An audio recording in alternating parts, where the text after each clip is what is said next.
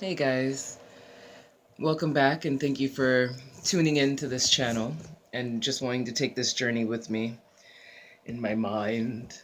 Um, I'm now sitting in my office and I did what I said I was going to do. I showered, I got dressed, I wrote out a few things that I really wanted to get done today, a few things that I will accomplish for tomorrow. And yeah, now I'm just in my office ready to talk to you all about what those goals will be and how I will be accomplishing them.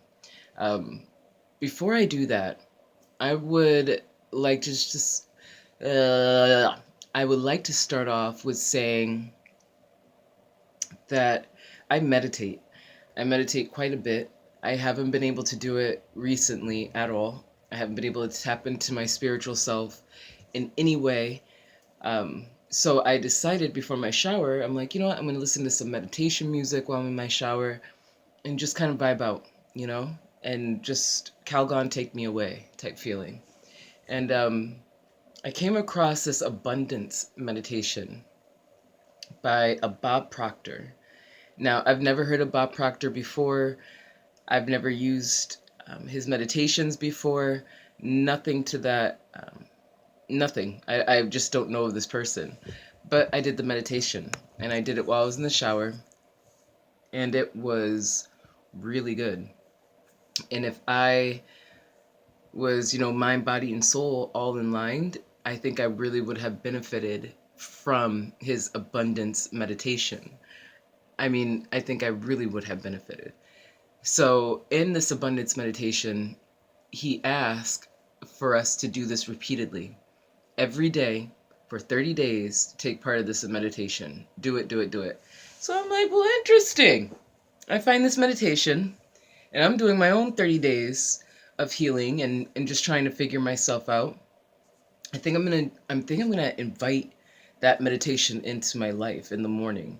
So with prayer, meditation, working out, I think that maybe I can really cleanse myself. I may be thinking too much into it, but I want to replace the negative with good positive things.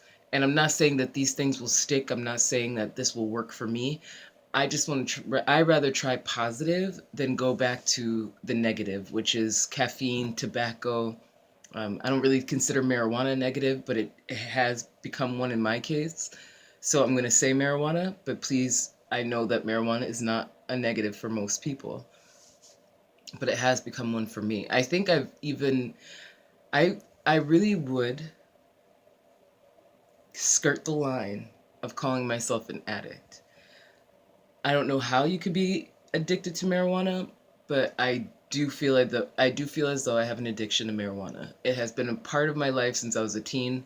It's definitely something I've never quit at all. Actually, that's a lie. I've quit for 9 months, but I was pregnant, and breastfed my first son. My twins I breastfed for about a month, so I have three kids altogether.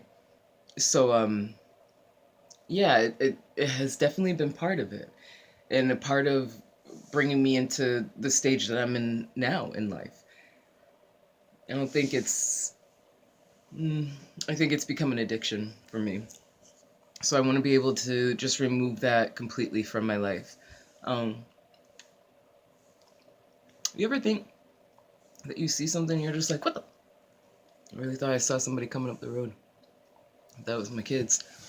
Um, what else did I want to say? Oh, while I was taking my shower, I was craving a cigarette. I still am. Like, I don't know. I don't know if anybody else has an addiction to tobacco, but I can feel it on my tongue. Like I want to have a cigarette, and I think it comes down to that oral fixation, because I it makes me kind of want to like chew on my tongue, like, you know. I don't know. So instead, I got a Chobani vanilla yogurt. I'm gonna snack on that just to move my tongue. Um, I don't know if you've ever heard of anything like this, or if this is normal. I really got to look it up, but I could feel it. I could feel my tongue getting fatter, You could tell that it's like salivating for its tobacco. It's really disgusting. It's very weird, and it makes me want to quit more. And what's crazier is that I've never really had to go through this feeling before because I've never quit. And when I had quit, it was for my pregnancies. 2 pregnancies. 3 kids, so I have twins. But for both pregnancies, there was zero desire for tobacco. And that's how I knew I was pregnant. Because I had no desire for a cigarette, no desire for weed. I had no desire for anything but fresh fruit. For both of them, I wanted salads, I wanted fruit. Ooh, I think I'm gonna make a tuna salad tonight. Yeah, but I wanted salads, I wanted fruit. I wanted something other than like fast food and tobacco and stuff like that. I had no desire. When I breastfed, I still had no desire. The desire came when I decided to start smoking weed. When I had my first blunt again, after being 9 months sober, and then the additional like 3 or 4 months, we'll say. So about 14 months sober, 15 months sober. It was like smoking for your first time, all over again. It was so good. And I remember laughing hysterically, so after I had my first blunt, I'm like, oh, well, I can have a cigarette. It's not going to hurt nothing. I had a cigarette, and then after that, you go automatically back into the same negative routine. My office window faces the street that my kids get dropped off at on the bus. It faces their bus stop. So I keep looking up because I think I'm going to see their bus come up or something. But I like to be in the office when they get off the bus. They're 9. They love walking home from the bus stop. It's literally like right there. But they have to go around to the front of the house. So their bus stop's right here. Here's my home, right? They get off the bus, here's home. But then they have to go to the front of the house in order to, get inside. So they feel like they're all independent.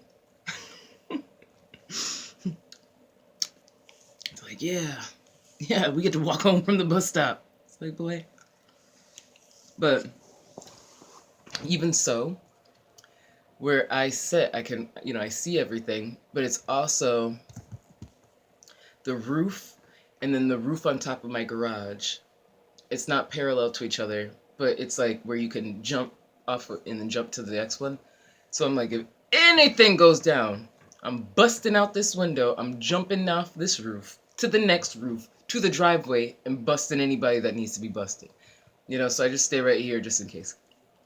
Because my babies are precious. And yeah, we live in the country, but you don't know people like that. So I feel like what I'm going to continue to do is wait for my kiddos, and then when they get home, we'll work on homework, and then I have some work that I need to complete for my job that I really need to get done. They don't care if you're in a depression or not. If I don't have my work in, then I don't get paid. And if I don't get paid, then I don't keep a roof over a house. And if I don't keep a roof, then me and my kids are homeless. And if me and my kids are homeless, I'd be done. I can't put my children in that situation. It's only us. So yeah, it won't happen. And that was a tangent that was unnecessary. So whatever. Whatever. So yeah, I'm going to introduce Bob Proctor into my daily meditation. Just so you know, day 1 is hectic. It's crazy. I cried. I was emotional. I'm craving cigarettes really, really bad. But I'm just going to keep powering through. I'm not craving it so much to the point that I'm going to go out and buy one. Also, look at this lipstick is cheap. It already came off. But also, you guys, I wanted to tell you about the smoking. My second youngest, my oldest twin, he is a mama's boy. and he loves his mama, and his mama loves him. I love, love, love my babies. But Jaden's my baby, and he hates that I'm a smoker. Absolutely hates it. And there was even one point where he saw my cigarettes one day, and he hid them from me. I got mad. I was like, "Give me my shit," and so he did. But then he started crying, and he was begging me. He was like, "If anything happens to you, where do we go? We're gonna go into foster care, and they're gonna not take care of us. They're not gonna give us cuddles." And he's crying, and he's 9 years old. Boy, when I tell you that broke my heart, broke my heart. And even though I heard him and it broke me, I still couldn't stop. I still couldn't put my child before that vice because it was helping me so much get through depression. At least that's what I thought. Honestly, I thought it was. So at that time, I'm thinking it's helping me get through my depression. I'm tired. I'm stressed and blase blah. When the real case is that I was just being selfish. And I wanted to put that out there so I could hold myself accountable on that. Judge if you want, but it's the truth. And I wanted to make sure that I have that out there for me. So when I'm going through this and I'm looking at these videos, hopefully reminding myself of the reason why I'm doing this, I have this right here that says, hold yourself to a higher standard and put your kids first. Your babies come first. And that's something that will never change. So thank you all for listening to me again. Thank you for tuning in. I did take my shower. I hope you took yours. Tomorrow, I really hope to be in a better place. I hope to have some things accomplished, and maybe you can come along with me and accomplish some of these things. We'll make it a vlog type video. But yeah, I'm just gonna go and continue to handle my shit. Peace and respect and much love to you all. And remember, always remember, this too shall pass, or I shall kick ass. Peace.